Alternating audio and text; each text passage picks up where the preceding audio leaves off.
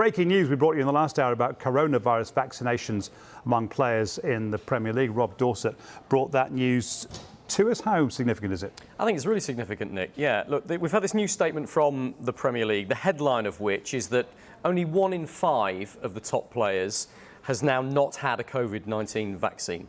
So let me spell that out for you in a little bit more detail. 81% have had the first dose. 68% of Premier League players are fully vaccinated. They've had both doses.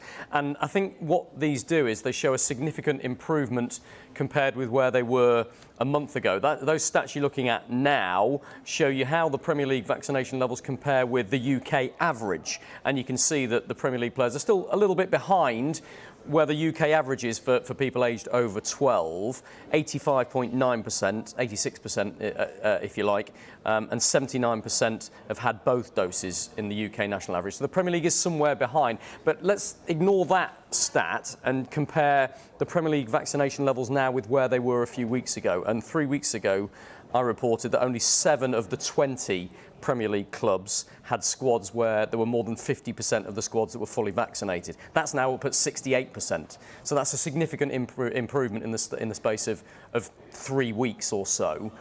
The Premier League will tell us there's still a distance to go. They still want more to get vaccinated, but the numbers are going in the right direction. We've heard a few people in football and the wider world of sports saying, not telling you, it's a private matter. Novak Djokovic did it very notably last night, but Pep Guardiola, Jurgen Klopp have said it's important to do it. Has that had an effect, do you think, managers speaking out? I think it has, and look, this is a really difficult one because there is that issue of patient confidentiality.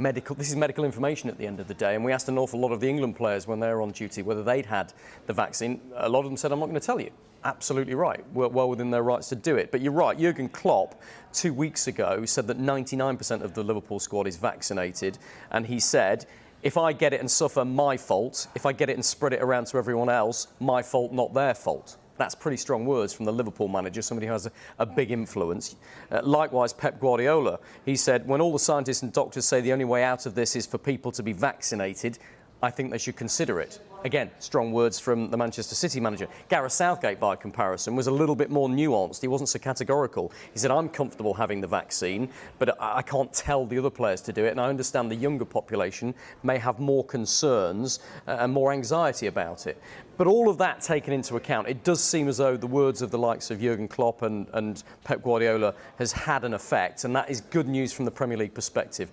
They have concerns that with winter approaching, more incidences of winter flu out there as well, that there could be a spike in coronavirus cases. If that were to lead to more draconian measures from the government, for example, footballers who have been double vaccinated are more likely to be exempt. They still can train, they can still play in matches. So that's why I think the Premier League is trying to get ahead of the curve here and preempt any more measures that may come in from the government in the next month or two. Thank you, Rob.